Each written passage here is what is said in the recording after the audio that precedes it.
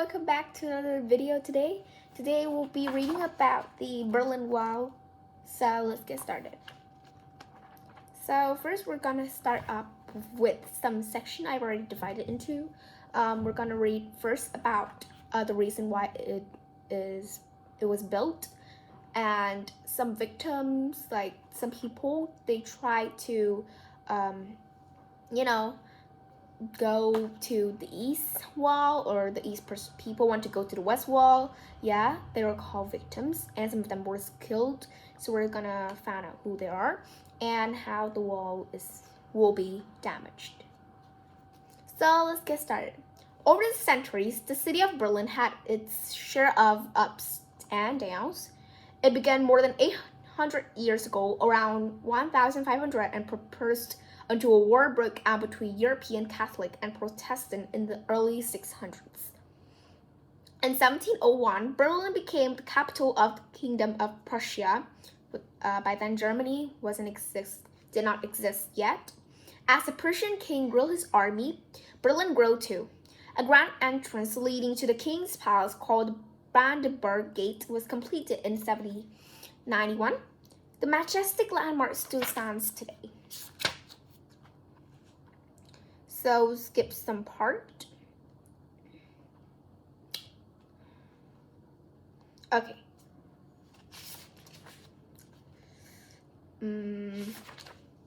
So during 1946 speech, former British Prime Minister Winston Churchill said that an iron curtain descended across the continent. The Iron Curtain is how people came to describe the barrier between the East and West. So when it's World War II, I forgot to mention that before, war broke out, and there were two sides.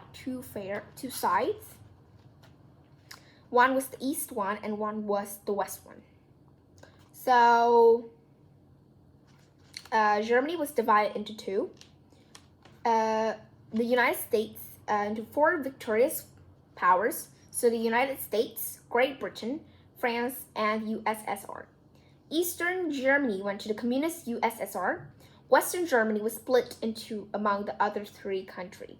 So now that we know that Western Germany followed United States, Great Britain, and France, whilst Eastern Germany went to the communist USSR. So by 1948, the British, French, and American zones in Germany had been combined into one unit. This later became the nation of West Germany. The USSR was furious. West Germany was more than double the size of East Germany. The United States started giving billions of dollars to help West Germany rebuild after the war. It was important to the United States that West Germany was strong enough to stand up against the communists in the East.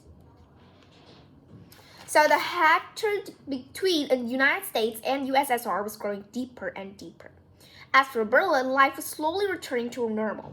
Subway stations were reopened, roads and bridges were rebuilt. But everything happened faster in West Berlin than in East Berlin. So, next chapter. The USSR had enough. Joseph Stalin, the leader of USSR, said if Germany was to be able to formally split in two, Berlin could no longer be considered Germany's single capital. Since Berlin was in the East Germany, it would be under Soviet control.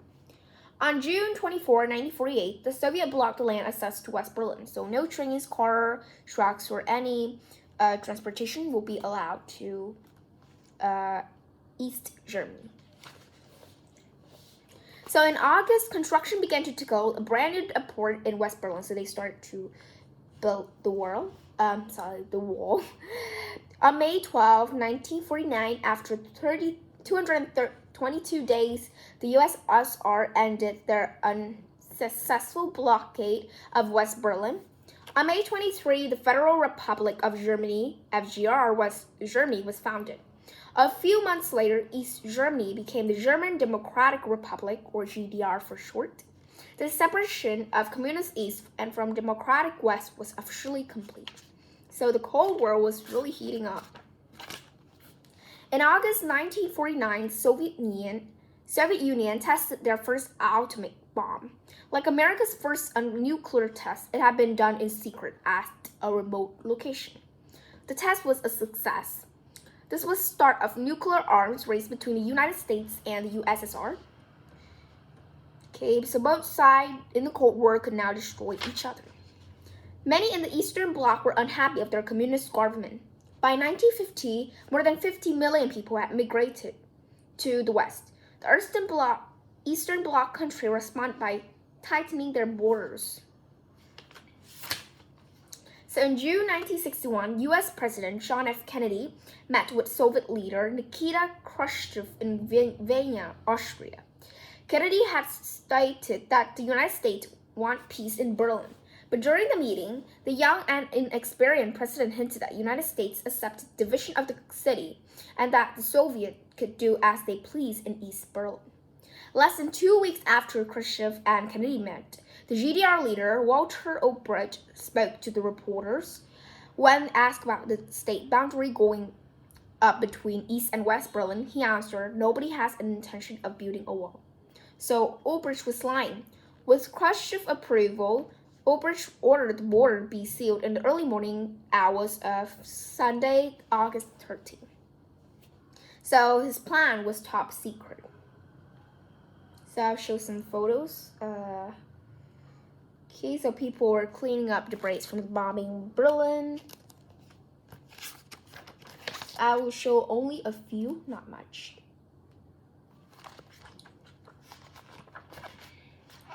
And people and West Berliners wave to East Berliners. Here's the photos. Okay, let's continue.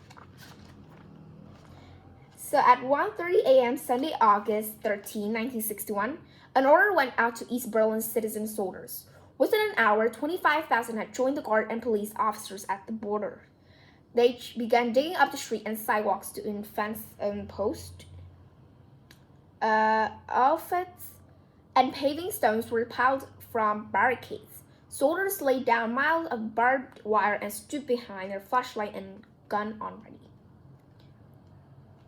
On August 16, the front page of a popular West Berlin newspaper read, "The West does nothing."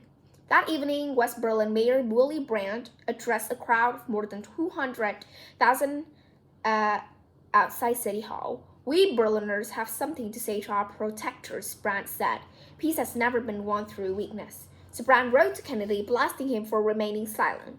He feared if the United States and its allies took no action, the East German and the Soviet leaders would further isolate West Berlin and perhaps even invade it. So what they're gonna do is police nailed the front doors shut and built new building entrances on East German sides. Residents jumped out their window in order to escape. West Berlin firemen caught them and rescue nets. So on August 22, the entrance of 50-year-old nurse aide Ida Sigmund's building was sealed. She decided to escape in the early morning. Ida did not wait for the rescue workers to arrive and catch her. Instead, she threw some bedding out of her window, hoping cushioned her fall. After jumping from the fourth-floor window, she landed on pavement, badly injuring herself. Ida Sigmund died before reaching the hospital, and the Berlin Wall's first victim. So she was hurt badly, which means she wasn't killed. 2 days later, 24-year-old Taylor Gunton Lifton became the very first person shot and killed by East German border guards when he attempted to swim to West Berlin. The guards who had fired up Gunton were each rewarded a watch, medal, and a cash bonus. How cruel. On September 25, 77-year-old Freda Scutts crawled out of her window and prepared to drop into a rescue net. The East German officer inside her apartment quickly pulled her back. A couple of West Berliners quickly climbed to grab Freda's feet to pull her in the other way. Caught in a dramatic tug-of-war, Freda's skill finally found the rescue net and intro into West Berlin. Meanwhile, the tug-of-war over Berlin continued. Okay, we'll skip some. Over the years, many important leaders visited Berlin. Dr. Martin Luther King Jr. came in 1964. After hearing that an East Berliner had been shot trying to escape that day, King insisted on visiting the site. But U.S. officials did not want him to, and the U.S. embassy in Germany took away his passport. So Dr. King used his American Express credit card as an identification at Checkpoint Charlie. So after the building of the wall, life in East Berlin and East Germany began to improve. Women received equal pay for equal work, and more than 90% of women in East Berlin had a job. Housing, jobs, food, education, and healthcare were provided in the communist government. Crime was low and the city was safe. But anything beyond the basic necessities of life were luxury things like bananas, chocolate, and chewing gum. Coca-Cola was banned. Eventually, Pepsi became available. People waited for up to 15 years just to buy a car. Apartment blocks were built in plain gray concrete and were not painted. Some apartments didn't have bathtub or showers, only a sink. So the wall also made it harder for West Berliners to visit East Berlin. Before, Westerners could easily cross the border to buy goods and services for inexpensively in the East, from gasoline to hairstylists, leaving less than residents of East Berlin. So the wall changed this. Okay, we'll skip. Now tear the wall down. Over the years, East Germany slowly made reforms. East Berliners who were 65 or older were permitted to visit relatives in West Berlin. Many didn't return, but the government didn't care. Older people didn't work and were trained on the economy. So in 1971, telephone links between East and West Berlin were restored. By the early 1970s, the relationship between the East and West Berlin had improved. In 1974, the United States opened an embassy in East Berlin. In 1985, the Soviets chose Mikhail Gorbachev as their next leader. Gorbachev was much younger than previous Soviet leaders and full of new ideas. He did not want to end communism, but he knew it needed fixing. So Gorbachev gave Eastern Bloc countries more freedom. He told the Soviet army would no longer interfere in their affairs. In 1987, he announced that candidates for important government positions will be elected by Russian people rather than selected by the Communist Party. So that's what they do. In June 1987, Reagan visited Berlin. Despite Gorbachev's reforms, Reagan demanded more action. The people of East Berlin longed to be free and the wall needed to go. If you seek peace and if you seek prosperity for the Soviet Union and Eastern Europe, Reagan said, come here to this gate. Mr. Gorbachev opened this gate. Mr. Gorbachev tear down this wall. Many did not agree with, so yeah. Okay, let's skip some. So the news spread fast across the city. The border was open, but because of there was a guy who didn't like that. So we'll skip the part 2, not very important either. So the night turned into a party. West Berliners came to watch greet their friends and neighbors from the east. They climbed on top of the drop to the other side. Families reunited. People took up pickaxes and chisels and began to chip away the wall. So still, most East Berliners returned home that night. Now that they could move freely between the other side of the city, they no longer felt trapped. Some found the lights in action to the west too overwhelming. The western side of the wall had been a long favorite canvas for people to spray paint, graffiti, and create art. So a long section of the wall left up for artists to paint murals, and people still visit it today. So here it is. So yes, the Cold War finally ended in the Soviet Union collapse on December 25, 1991, but the Berlin and the people power that brought it down will never be forgotten. So that's the end of our book today. I'm so glad that the video is less than 20 minutes.